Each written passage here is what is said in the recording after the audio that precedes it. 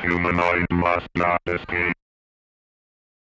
Hello everyone, Crow here, and welcome back to another episode of the Crow Show. Now, unlike last week's episode, I actually have pickups this week, which is one of the main reasons I'm doing it this week, so I can actually put this stuff away. Before I get into the video games, I just kind of want to show off a couple toys that I got. Now, going back to New Year's Eve, one of my friends had shown up with a whole bunch of Nerf dart guns. So he kind of wanted to plan to do big Nerf war or whatever, and I kind of shot off a couple of the guns. I thought they were kind of cool, and then I happened to be in Goodwill, and they happen to have here. Let me pull this up. They happened to have this for like $6, and this was one of the guns he had. Now I knew something was wrong with it when I picked it up at Goodwill, but I bought it anyway because it was only $6, and this is like a $30 or $40 gun in stores, and I couldn't really figure out what was wrong with it, but it was missing the clip. So I was thinking, you know what? I went on Amazon and I bought a clip and extra darts like this, but I still knew something was wrong with this. And then I figured out eventually what was wrong with this, and it was this thing here. They when you buy this, you do have to assemble it. The thing is, they assembled it wrong, and this thing was wobbling all over the place. They hadn't put it in the right location in the gun, so I managed to pry it apart and put it back together correctly. I got the clip, popped that in there, and the thing works just fine. Oops, you know what? I jammed the gun because I was messing around there.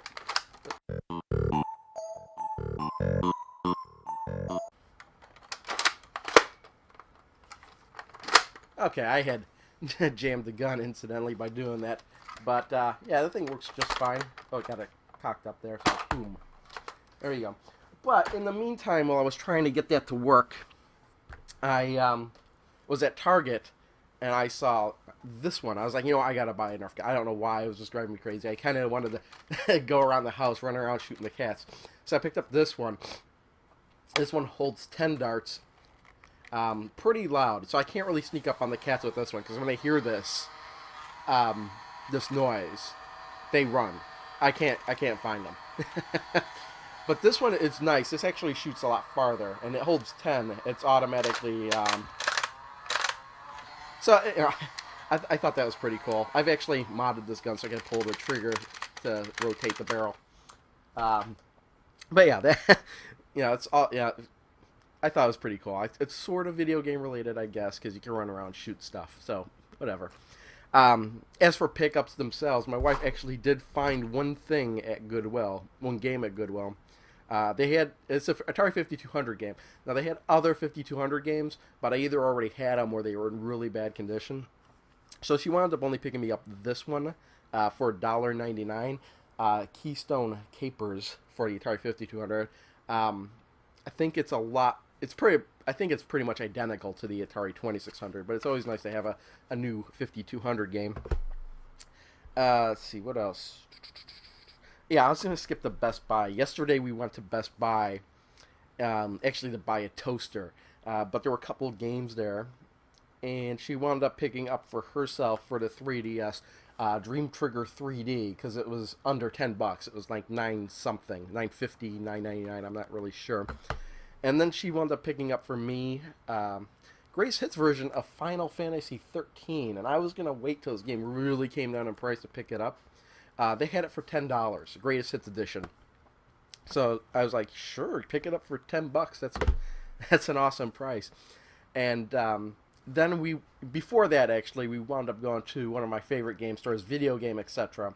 And if Techromancer 1 is watching, you might want to head on over there and take a look, because I'm pretty sure they have a Turbo Duo there for like $170. Now, I didn't need it because I already have a Turbo Duo, but I think you might be interested in picking one up. I think you said you were interested in picking one up. They have one. It's right by where you live, so why not? Very first thing I picked up, and I wasn't planning on spending that much money there, but I actually spent over $100 there. I was walking around picking stuff up. I was like, this is too much, and I was putting it back, and I was like, Screw it. I'm just going to pick it all up because it's all awesome stuff. First thing I picked up was a couple of these NES sleeve covers. 25 cents each, and they always have them. And I'm running low on spares, so I picked up just a couple of them. Let's see, I picked up this Snoopy's Silly Sports wow, Snoopy's Silly Sports Spectacular for the NES, and it was about $4.99. It seemed like a really interesting game, so, and it was only $5, so I decided to pick that up.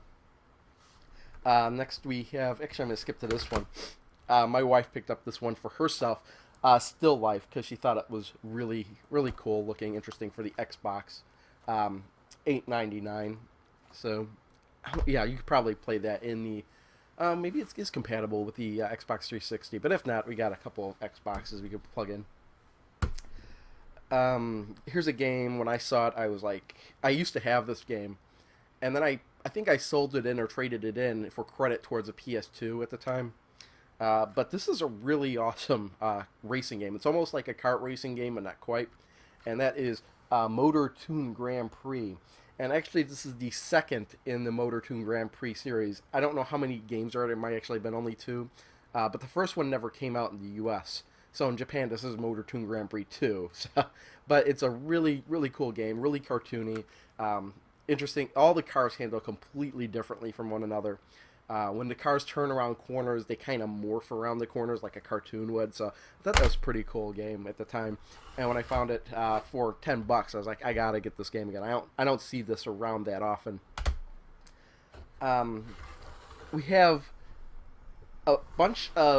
picked up a bunch of Sega Master System games. Now, at the time we were picking these up in the store, I thought the U.S. Master System library had about 80-something games, and I knew I had about 65 games. So my wife suggested that, hey, maybe we should pick up, try and go for the complete collection. So I picked up a bunch of Sega Master System games. But only get home and find out there's 115, 114 games in the library. So I'm still short 40 games. But I did pick up about 6 Master System games, and these are all in really good shape and all have the manuals and everything. It's Time Soldier. I picked that up for $12. Cloudmaster, picked that up for $8.99. It's a Golvilius Valley of Doom. Picked that up for $12.99. We have Alien Syndrome, the Sega Master, or the arcade port of the arcade classic. Was Alien Syndrome ever on the Genesis? Huh, I don't know. I don't remember seeing that, but it might be. I don't know. Maybe I'm just missing it. That's $7.99. And then we have Quartet for, and I've seen this before. I just didn't feel like paying for it before, but $9.99. And then we have Gangster Town, and that was $4.99. Now, what's really hilarious is the graphic on this, the little guy shooting. It looks like a little kid dressed up like a gangster shooting a dart gun. I thought that was hilarious. But this is a light phaser game. And other than Master System games, I wound up picking up this game for the ColecoVision, just because I didn't have this one and it wasn't that badly priced. Ken Uston's Blackjack and Poker, and I wound up paying $4.99 for that. I kind of just picked it up because I really hadn't seen that before. Now I picked up a whole bunch of pretty rare Atari 2600 games as well. And start out with this one. I found a blue label copy of Demon Attack. Blue labeled version of Demon Attack. I can't even speak properly anymore, can I? But you see it. This is the blue label variant. It's a rarer variant than the original one. I think on the Atari Age this is a rarity of 5.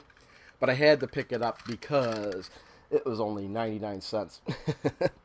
So not passing that up. And I love my Atari 2600 label variants.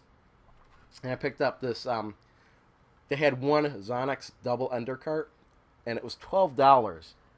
But I was thinking, oh, if this is the one that I think it is, I kind of want to get it. And yeah, it had the game on there I was interested in, and that was Chuck Norris Super Kicks. I was always interested in trying that game out, taking a look. The other game on there is artillery duel, which looked pretty interesting. Xanax games are usually pretty crap anyway, but just to have the Chuck Norris game on the 2600, that seemed pretty cool to me. And then there were two games I was like, I originally picked up. I was like, no, I'm not going to buy these because they're too much. And then I wound up going back. I was like, you know what? I have to get these games. And the first one is, let's see, and both of these are Rarity 5. The Xanax cart was a Rarity of 5 on Atari Age. First one we have is Snoopy and the Red Baron. I've seen this one before, and I've actually seen it priced higher than what I paid for it. I paid $9.99. Now, I did check this on eBay, and the cheapest copy I saw, and people were actually bidding on it, was $15. So I don't think I did too badly there. And then the other one is, and this was a Rarity of 4 on Atari Age. And I think I said both of them were 5, but I lied. That's The Sorcerer's Apprentice with, it looks like Mickey, the Sorcerer Mickey on there from Fantasia. And again, this was $9.99. So, yeah, and again, I see this on eBay going for a lot more than that, so don't think I did too badly there, but I did spend a lot more money than I was anticipating. Next thing is what I've been playing. I've only been playing Uncharted, the first one, actually. And I'm a little bit over halfway through the game, I think. And my impressions of the game, it's like Indiana Jones, but he kills a lot more people. It's just crazy the amount of people you just run across and shoot everybody you come across in the game, and I think that's kind of hilarious. What always cracks me up is when people die, especially Drake and his companions, who are, I can't even think of her name, but they just instantly turn into ragdolls when they die, and they flip and flop everywhere, and I think that's hilarious. Other than that, what I want to talk about, other than games, I usually want to talk about a question or something, and the thing that I'm thinking of is the changes that YouTube have been making. Yeah, they're making amazing changes. Now, a lot of people don't like what's been going on with the changes. Everybody's moving to that Cosmic Panda changes, and just people just really, really, really hate it. A lot of people are keeping their old channels, but I think it was announced last week that starting March 1st, everybody's going to be switched over to that. And just a lot of people have been making videos, oh, I hate this, but honestly, I don't think it's that bad. Really, the really messed up I kind of like, it's more aesthetically pleasing to me, and I kind of like how there's more freedom to change the layout of the page. Channels you recommend, you were limited to 12. I think now you're limited to 15. So you got that. Although it was kind of messed up because I kept adding channels and it wasn't telling me there was a problem. So I click, okay, add these channels, and it wouldn't add it. It would just do nothing. And I figured out, oh, there's a limit of 15, even though it didn't tell me. I think the big problem is that people are having is that you can't change the color layout of the page anymore. And that's something they could change in the future, but honestly, some people really had horrible color schemes for their page. Kind of like how you go to the tabs, the feed, the video uploads. You could create, all your playlists and have them neatly laid out on your main page.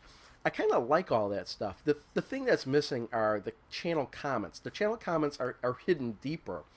But my main problem with the channel comments to begin with, those were broken. Because if somebody said something, I couldn't reply to the comment. I couldn't reply to my own comment on my own channel. It seems like something they should have fixed, but instead of fixing it, they actually pushed it in the background even further, and I still can't respond to them. So the way it used to be, if somebody left you a message on your channel, which you probably shouldn't have done anyway, you should have PM'd me, but if you wanted to reply to their message or explain something, you had to go to their channel and post it on their channel or send them a PM, and right away that whole thread is disjointed. And another thing they probably should have fixed is the whole PM messaging system, where when you PM somebody back and forth, you can't, you don't see the previous messages in the thread. I always had to search backwards and try and figure out where the conversation had gone before. So that was something they should have probably fixed. There was one other thing. Oh yeah, I'm seeing this message saying that the friends are now being merged in with my subscribers, and that I don't like at all. When that happens, I'm probably have to go through my subscribers again and delete out anybody that I didn't want to actually be subscribed to. The whole friends thing was kind of pointless to begin with, because if some people were like asking to be my friend, and I was only like accepting if it was obvious they were like gaming channels or whatnot, not if they were just randomly friending people. Apparently, but now since they're going to be merged in, I was like, these people I have no interest in actually seeing their videos, so I'm going to just have to go through that list again, and so when they finally do merge everything together. And lastly, the problem with YouTube is they said they were gonna delete out um, accounts that were inactive and make your subscriber count go down. Now I think they have actually done that. The problem is, like if you go to like a website like VidStatX, they're reporting a different subscriber count than YouTube is reporting now, and it's hard to tell what is actually going on. I don't know what they're planning on doing. I don't know. Maybe they're thinking they're not just gonna drop everybody's subscriber counts. They're like gonna drop it when your subscriber count goes up. I don't know what's going on. My subscriber count has been pretty flatlined for the past I don't know how many weeks. But like to me, it doesn't look like I'm gaining any subscribers if I'm just looking at YouTube. But with the VidStats, I don't know what's going on. That had dropped, but it's still every time it goes up, it drops back down. So I don't know what's going on with that. It's just something that they need to take care of, I think. And yeah, there are problems with YouTube, but I'm not like all like pissed off about it or anything.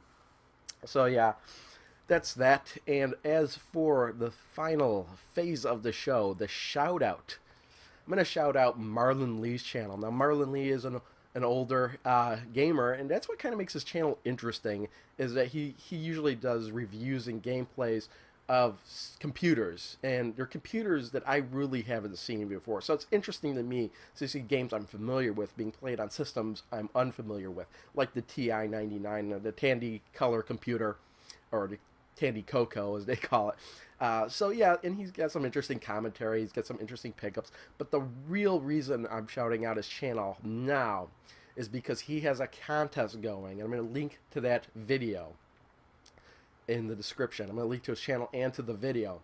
And I encourage you to enter this contest if you can make videos. You have to be able to make a video to enter this contest. And the prize is, I think all you have to do is show off the oldest item in your gaming collection. And the prize is actually a portable Nintendo, or portable Super Nintendo. Super Nintendo, you can actually plug cartridges in and take around with you. I think you can plug it into your TV and everything. And that's an awesome prize, but the prize also comes with a curse, and that is the curse of the giraffe clock. Now, if you're familiar with the giraffe clock, you know that it's gone from person to person in the YouTube community, mainly the gaming community. It might break out of that community at some point. I've had it. Techromancer has had it. Intellivision Dude, I think it started with him. So if you're not familiar with the chronicles of the giraffe clock, just search. I guess you could search giraffe clock and see what happens. I know that if you go to Intellivision Dude's channel, he had a playlist of all the videos of people who had the giraffe clock. But it is a curse, so the prize does come with a curse. And the reason I'm making this shout out is because you have till the end of January to make your video entry for the prize. So hope you're all interested in doing that. I'm not interested in doing that because I don't want the giraffe clock again. So so yeah, that's about it. Thanks everyone for watching. I'll see you all next time. Bye. Stand back, Exeter. Meacham, believe me, I want to help you. You're holding a mutant turd.